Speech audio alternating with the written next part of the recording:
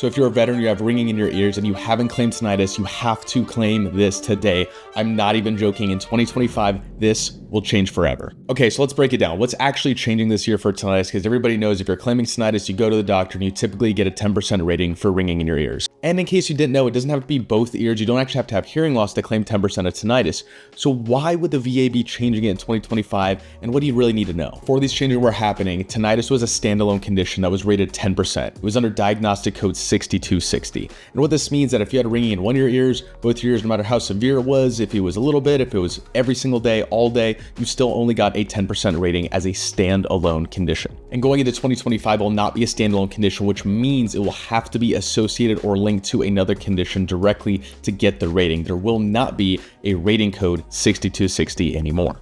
So in 2025, taking away that diagnostic code means that this condition is now going to be linked as a symptom of other conditions. So you can still get a 10% rating for tinnitus as long as you have this other condition and one of the symptoms is tinnitus. So it is not going away completely. And before some of you guys freak out, yes, if you get this 10% rating 5-10 years ago, or if you even make this claim, file to intent today, you are going to fall under the old system and the old 10% rating code. That will not go away. You will be grandfathered in. So tinnitus will be rated under 3 different conditions. So we're going to talk briefly about each of the diagnostic coded conditions so you understand where you can actually make this claim. So if you're having and claiming hearing loss, that falls under diagnostic code 6100, then you can also claim 10% for tinnitus. If you have hearing loss in both ears, if you've gone through hearing tests and exams and they deem you fit for having a rating for hearing loss, you can also say, I also have ringing in my ears and claim tinnitus by way of diagnostic code 6100. That is probably going to be the most generous and general output for every veteran to be able to get this rating. Now, a second one is actually going to be getting tinnitus under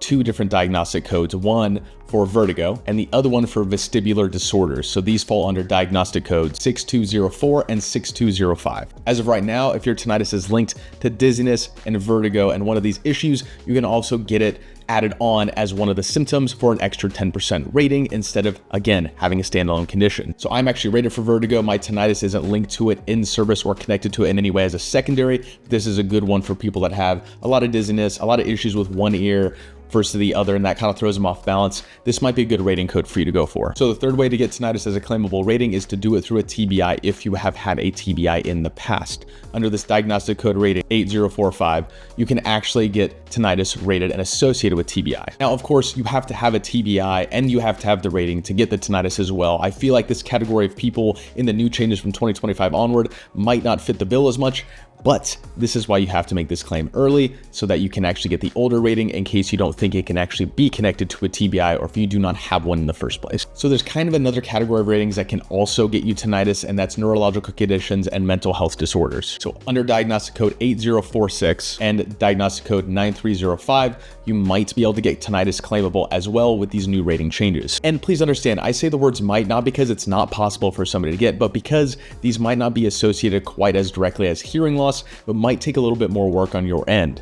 But I can say firsthand from experience, tinnitus has caused people to have serious mental health issues. For me, it is ringing in the ears off and on. It doesn't cause me an insane amount of stress, but it is very bothersome. So I can fully understand and see where people will take on the diagnostic code for mental health disorders and adding tinnitus onto that as well. So let's get back to why you need to make this rating today. Share and like this video with other people as well if they need to make the rating, because it's really important. Okay, so let's make this clear up front. You are grandfathered into the tinnitus rating if you already have it. So clear the table. If you're watching this video, you are safe. But what is the difference between making this claim now and initiating a file into intent? And what is the likelihood you can get tinnitus later? Well, I think in my general opinion, getting the tinnitus rating later will actually be more challenging without it being a standalone condition. You will have to have proof of a secondary condition. It will be required to associate tinnitus with it. And I think with that, you will go to more doctor's exams beforehand, even before the CMP exam, to make sure that you're actually eligible in this criteria. And with that being said, I honestly think there's a higher likelihood for denials. This is not going to be a standalone condition that's kind kind of a check the box of maybe 1 or 2 questions, but now this is going to be associated with another condition. So you're going to have to prove this. This isn't going to be a straightforward, easy process like it used to be. But the biggest benefit is having tinnitus now can actually help you with secondary claims in the future. And I think having tinnitus as a standalone condition and a rating now really helps you with secondary conditions in the future if you want to add them onto the tinnitus rating. So if tinnitus is your primary condition as a standalone for 10%, you might be able to rate migraines or vertigo or headaches for 10, 30, or 50% ratings instead.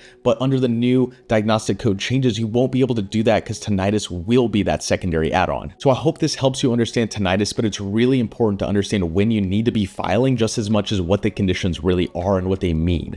If you don't think you can secondary connect this to headaches or to a TBI, you should really look at filing today, starting the initiation of the filing, and it gives you a whole year to make sure that you're prepared for that C&P exam to get that rating under the old diagnostic code. If you do this today, even though this code changes are in April, you will actually still fall under the old criteria. So I hope this helps understanding tinnitus. Please get this video out there to as many veterans as you can. If you want to learn more, I do have a course link in the description. It is also below, and stay tuned for more videos this week.